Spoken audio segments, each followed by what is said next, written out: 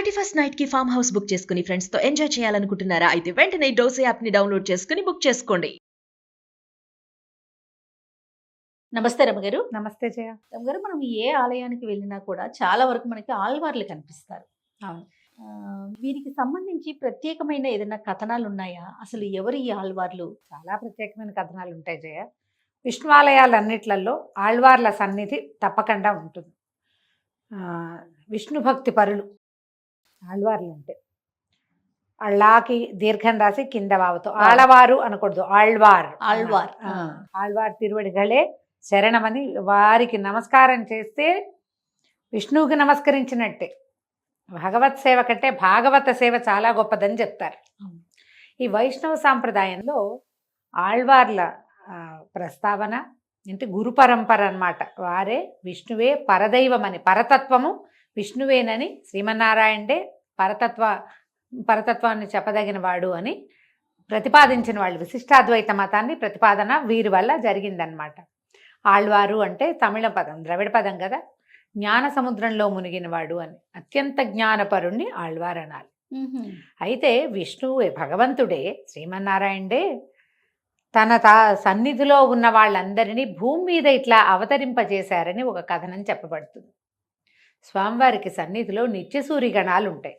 అనంత గరుడ విశ్వక్సేనాది నిత్యసూరిగణాలు. అనంతుడంటే ఆదిశేషువు, గరుడుడంటే గరుత్మంతుడు, గరుడాళ్వారు, విశ్వక్సేనుడు స్వామివారి సేనాధిపతి. వీళ్ళు ముగ్గురు అయిందా. స్వామివారికి 5 పంచాయుధాలు ఉన్నాయి, 5 ఆయుధాలు మనకు తెలిసిందే. శంఖము, చక్రము. అవును. వీళ్ళు ముగ్గురు. శంఖం పేరేమో పాంచజన్యము, చక్రం పేరేమో సుదర్శనము. స్వామివారికి ధనుస్సు, గద, ఖడ్గము ఉన్నాయి. ఖడ్గం పేరేమో నందకము, ధనుస్సు పేరు శార్ంగము, గద పేరు కౌమోదకి. 5, 3 నిత్యసూరి గణాలు వాళ్ళు ముగ్గురు. ఇవి 5, 8 మంది వీళ్ళు అయిందా. అక్కడి నుంచి స్వామివారి ఆభరణాలు ఆయన నిత్యము ధరించేవి. ఏం ధరిస్తారు ఆయన? వైజయంతి మాల. వైజయంతి మాల ఒకటి ధరిస్తారా. కౌస్తుభమణి స్వామివారి ధరించేది.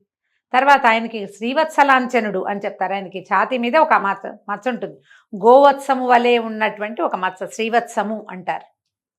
కౌస్తుభము, శ్రీవత్సము, వైజయంతి వీళ్ళు ముగ్గురు. 8, 3, 11. 12వది అమ్మవారు లక్ష్మీదేవి. స్వామివారితో పాటు ఉండేది ఎవరెవరు? శ్రీదేవి, భూదేవి. అయితే లక్ష్మీ అంశతోటి భూదేవే గోదాదేవిగా అవతరించిందని చెప్తారు. అమ్మవారు భూదేవే అవతరించింది, అందుకని గోదాదేవిని శిరసే గోదా అంటేనే భూమి నుంచి పుట్టింది అని. ఈ 12 మందిని, 12 మంది అయ్యారుగా లెక్క. ఈ 12 మందిని భూమి మీద అవతరింపజేశాడు స్వామివారు తనని ప్రతిపాదించేందుకు. ప్రజలు అటు ఇటు వెళ్ళిపోకుండా ఈ 4 యుగాలలోనూ కృతయుగ, త్రేతాయుగ, ద్వాపరయుగ, కలియుగాల్లో, త్రేతాయుగాల్లో ధర్మం నడిచిపోతూనే ఉంటుంది. ద్వాపరయుగం మధ్యకి వచ్చిన దగ్గర నుంచి క్రమంగా ఏమవుతుంది?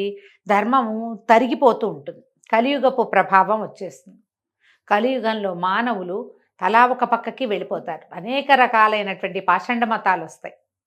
వాటిని అరికట్టి భగవన్మార్గం వైపుకి ప్రజలని, మానవులని నడిపించటానికి భగవంతుడే పూనుకొని తన సన్నిధిలో ఉండేటువంటి ఈ నిత్యసూరిగణంతో పాటు తన ఆయుధ ఆభరణాదులని కూడా ఇట్లా భూలోకంలో పుట్టించారని, వారే ఇక్కడ వెళ్ళమని ఆజ్ఞాపిస్తే స్వామివారి ఆజ్ఞతోటే ఈ భూలోకంలో పుట్టి కొంతమంది యోనిజులుగా, కొంతమంది అయోనిజులుగా కూడా జన్మించారు. కొంతమంది వారంతట వారే పుట్టిన వాళ్ళు. గోదాదేవి మనకి తులసి చెట్టు మొదట్లో దొరికిందని చెప్తాం కదా. తులసి కాననోద్భవగానే చెప్తారు. ఆమె ఎక్కడే దొరికింది ఆయనకి. ఎవరికన్నారు? ఏమీ లేదు, తవ్వుతున్నారు, తులసి చెట్ల కోసం తవ్వుతున్నారు. తులసి వనంలోనే దొరికింది ఆవిడ.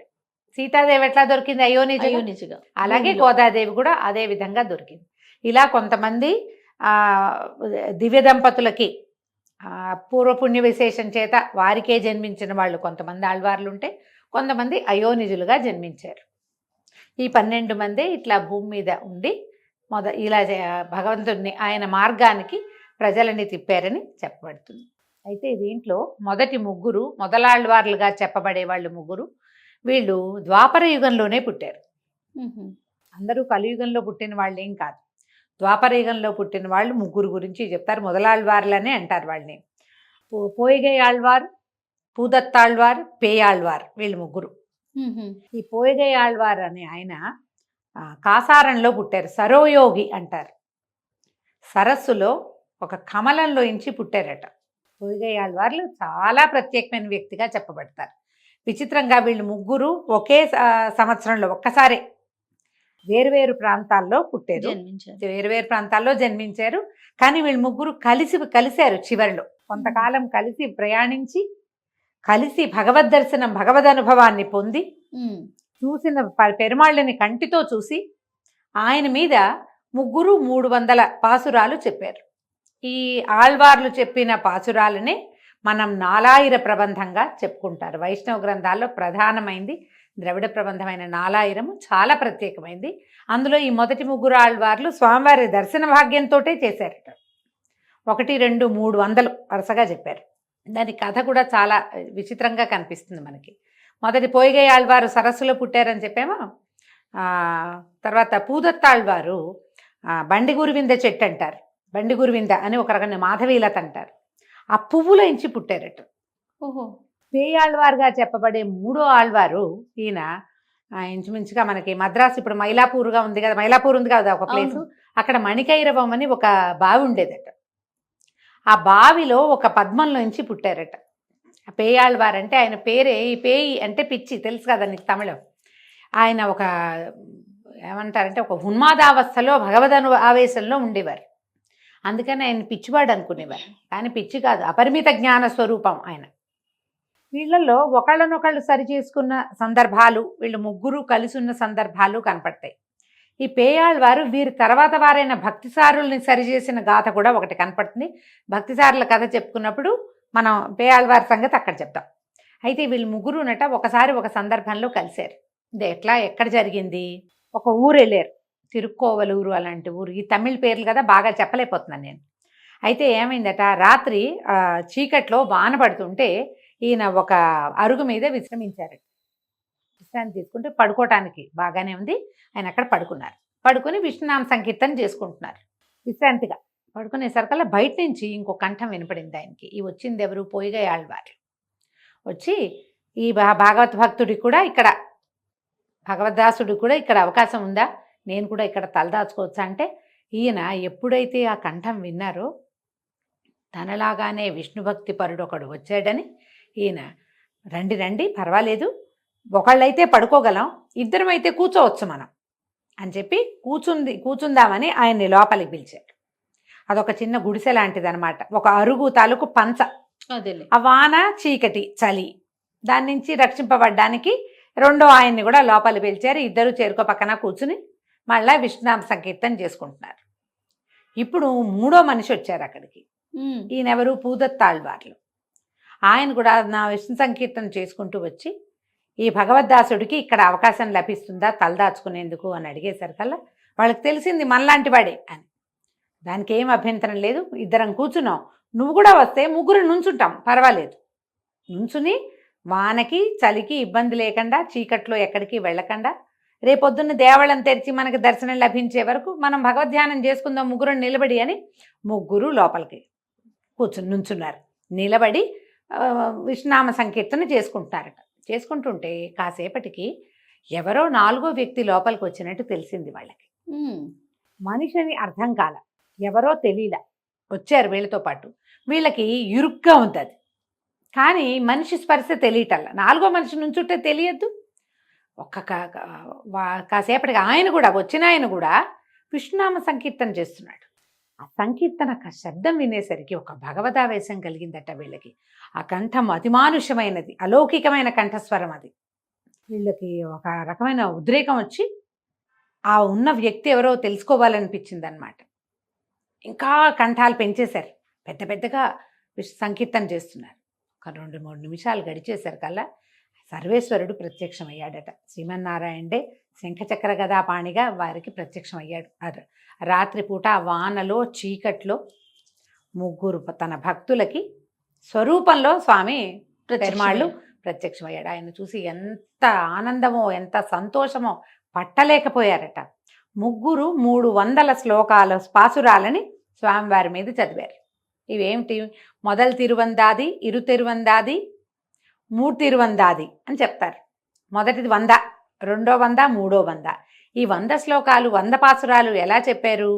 మొదటి పాసురం తాలూకు చివరి భాగం, చివరి పదం రెండో దానికి మొదలనమాట. అంతము ఆది, ఆది. అంతాది, తిరువంతాది, దాని పేరే అదనమాట. అందాది అంటారు, లేదా అంతాది. మనం తెలుగులో చెప్పుకుంటాం కాబట్టి అంతాది చెప్పుకుంటాం. 300 పాసురాలని స్వామివారి మీద చదివారు. పరమేశ్వరుడిగా శ్రీమన్నారాయణుడి ఆ దర్శనాన్ని లభించడం వల్ల ఇక మహదానందంతో వాళ్ళు ఎంతో అద్భుతంగా ఆయన మీద ఇవి చెప్పారు. ఈ 4000 ప్రబంధం అని చెప్తారు, ద్రావిడ ప్రబంధం. వైష్ణవంలో ప్రధానంగా చదవలసింది 4000. 4 ఆయిరాలు, 4000 పాసురాలు అవి. మనం గోదా తల్లిని గురించి చెప్పుకుంటాం, ఆమె చెప్పింది 30 పాసురాలు. ఈ 30 కాకుండా ఇంకా ఉన్నాయి ఆమెవి, ఇంకా ఉన్నాయి. వటపత్ర సాయి మీద చెప్పినవి అవి ఉన్నాయి. అవి వీరివి. ఇవి కాకుండా వీరు వేరు దేవస్థాల దివ్యదేశాలకు వెళ్ళినప్పుడు, దివ్యదేశాలు ఉన్నాయి కదా 108 దివ్యస్థలాలకు వెళ్ళినప్పుడు, దేవాలయాలకు వెళ్ళినప్పుడు వారు చెప్పిన అనేక రకాల పాసురాలని కూడా ఈ 4000లోకి చేర్చారు. 700కి పైగా పాసురాలు ఈ మొదలాళ్వార్లుగా చెప్పబడే వీళ్ళ ముగ్గురువి ఉన్నాయట.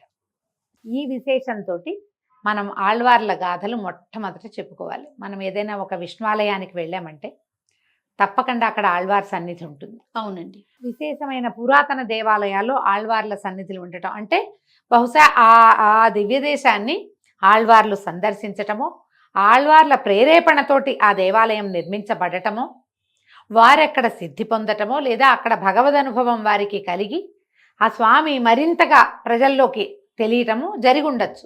అందువల్ల ఆళ్వార్ సన్నిధులు ఖచ్చితంగా ఉంచుతారు ప్రత్యేకంగా.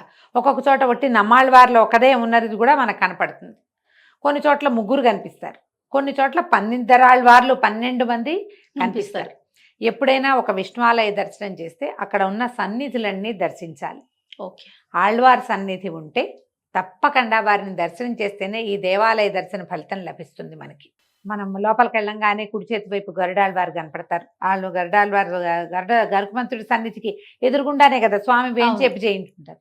సాధారణంగా వాళ్ళ తాయార్ల సన్నిధి అటు ఇటు ఉంటుంది. లక్ష్మీదేవి భూదేవి, శ్రీదేవి భూదేవి, లేదా లక్ష్మీదేవి గోదాదేవి, గోదా అమ్మవారి సన్నిధి కనపడుతుంది. ఆ దేవాలయపు పద్ధతిని బట్టి ఏ సన్నిధులు ఉంటే అక్కడ తాయార్ల సన్నిధి, ఆళ్వార్ల సన్నిధి తప్పకుండా చూడాలి. ఒకవేళ క్షేత్రపాలక సన్నిధి ఉంటే అది కూడా చూడాలి. మనం ఈ ఒక చీకటిలో మనకి వెలుతురు చూపించేవాడు గురువు. అజ్ఞానాంధకారంలోంచి మనని జ్ఞానం వైపుకి నడిపించేవాడే గురువు. ఇప్పుడు ఈ వైష్ణవ సిద్ధాంతం ప్రకారం పరతత్వము, పరమేశ్వరుడు అంటే ఈ పరతత్వము, ఈ ప్రపంచాన్ని నిర్మించిన శక్తి శ్రీమన్నారాయణుడే అని ప్రతిపాదించబడింది శ్రీ వైష్ణవ సిద్ధాంతం, విశిష్టాద్వైతం అని చెప్తారు. ఆ దారికి ప్రజలని అక్కడికి మళ్ళించినందుకు ఈ దిక్కుతోచక కొట్టుకునే వాళ్ళందరికీ ఎవరి వల్ల మనం పుట్టాం, ఎవరి దగ్గరికి మనం వెళ్తాం, ఎవరిని మనం ప్రార్థించాలి, ఏ దైవాన్ని మనం తలుచుకోవాలి అనేది మనకి అర్థమయ్యేలాగా చెప్పి పరతత్వ బోధ చేసినందుకు వాళ్ళని గురువులుగా భావించి మనం వారి దర్శనం చేసి తీరాలి. మామూలుగా మనకి వీళ్ళు చెప్తారు, మనం నాయనార్ల గాథలు చెప్పుకుంటాం, ఆళ్వార్ల గాథలు ఇలా చెప్తామా? మనకు ఎలా తెలుసు? మన ప్రాంతం వాళ్ళైనా తెలుగు వాళ్ళలో ఎవరున్నారు మనకి? భక్త కన్నప్ప అవును కనపడతాడు, శివభక్తుడు. విష్ణు భక్తుల్లో మనకి ప్రత్యేకంగా కనపడే వాళ్ళు ఎవరు? మనకి పురాణ గాథల ప్రకారము గజేంద్ర మోక్షం వింటాము, తర్వాత ప్రహ్లాద చరిత్ర వింటాము, అంతేగా ప్రహ్లాదుడు గాథ ఇవి. ఆ తర్వాత ఏం చేస్తాము? ఆంజనేయ స్వామి రామావతారంలో ఆంజనేయుడు, తర్వాత ఏమో భక్త శబరి, గుహుడు, వీళ్ళ కథలే మనకు తెలుస్తాయి. ఇప్పుడు ఈ పురాణ గాథలు కాకుండా మనతో పాటు భూమి మీద పుట్టి మన ముందు తరాలలో ఉండి భగవద్ రామానుజులు మనకి 1000 సంవత్సరాల ముందే, 2000 మొన్నే కదా ఉన్నది, అంటే మన ముందే ఉన్నారు. ఇప్పుడు మనం చెప్పుకుని ఈ మొదలాళ్వార్లు ఉన్నది ఎప్పుడు? దీంట్లో ద్వాపర యుగంలో ఉన్నారు. అక్కడి నుంచే మొదలైంది ఇది. మనని ఆ దారి మళ్లించినందుకు కృతజ్ఞతగా వారికి నమస్కారమైనా చేసుకోవాలి. ఎక్కడైనా కనపడితే దేవాలయంలో వెళ్ళాం, ఆళ్వార్ తిరువడిగళే శరణమని ఒక నమస్కారం చేసుకుని వారిని ఆచార్యులుగా భావించి వీరొకరు ఉండటం వల్లే మనకి ఈ దారి కనపడింది. విశిష్టాద్వైతం వీరి వల్లే ప్రతిపాదించబడింది. వీరి వల్లే ముందుకు వెళ్ళింది. తర్వాత భగవద్ రామానుజులు ఇచ్చి దాన్ని అందిపుచ్చుకుని దాన్ని మరింతగా ముందుకు తీసుకెళ్లారు. మొదలుపెట్టింది వీళ్ళు. కాబట్టి ఈ మొదలాళ్వార్లని మనం తలుచుకోవాలి. నాకు లభించినంత కథ, నేను చెప్పగలిగినంత కథే చెప్పాను. ఆళ్వార్ల చరిత్రలోని పుస్తకాలు కనపడతాయి. నిదానంగా చదివితే వీరిని గురించిన మరిన్ని వివరాలు తెలుస్తాయి. మనం ఎప్పుడు అలాంటివి తెలుసుకోము. అవునండి. మనకల్లా తెలిసింది గోదాదేవే. ఎందుకంటే సంవత్సరంలో ఒక నెల రోజులు ఆమె సంతకం పెట్టి వదిలిపెట్టింది. అంతే. ఆమె సంతకం వల్ల మనం ఏం చేస్తాం, ఈ నెల రోజులు తిరుపావై వింటాము, అర్థమైతే అవుతుంది, లేకపోతే లేదు. కానీ ఖచ్చితంగా విష్ణువాలయానికి వెళ్ళి ప్రసాదం, ధనుర్మాసము, తర్వాత చేస్తాం. గోదా కళ్యాణము, ఇవన్నీ మనకు కనపడతాయి. తెలుగువారి జీవితాల్లో ప్రత్యేకమైన స్థానం ఉంది వాటికి. అవును. వారితో పాటు వీరికంటే ముందున్న ఆళ్వార్ల గాథలు, తర్వాత ఉన్న వాళ్ళని కూడా మనం తెలుసుకోవాలి కదా. ఆళ్వార్ల మొత్తంలో ఒకే ఒక స్త్రీ స్వరూపం ఈవిడే. ఎందుకంటే లక్ష్మీదేవి, అదే భూదేవి, భగవంతుడు ఆయన ఆజ్ఞతోటే ఆమె భూమి మీద పుట్టి ఈ రకంగా భగవంతుణ్ణి పిలవాలి. ఇట్లా భక్తితో ప్రేమతో భగవంతుణ్ణి కనుక మనం సొంతం చేసుకుంటే మనం భగవత్ సాన్నిధ్యాన్ని పొందగలుగుతాము అని సింపుల్ వేలో తేలికగా మనకి తెలియచేసింది. కాబట్టి ఆమెను తలుచుకుంటాం. వీళ్ళు ఇంకా ముందు వాళ్ళు ఇలాంటి గాథలు కొన్ని ఉన్నాయి, ప్రత్యేకంగా చెప్పుకుందాం నిదానంగా. తప్పకుండా రమ్మగారు. నమస్తే. నమస్తే జీ.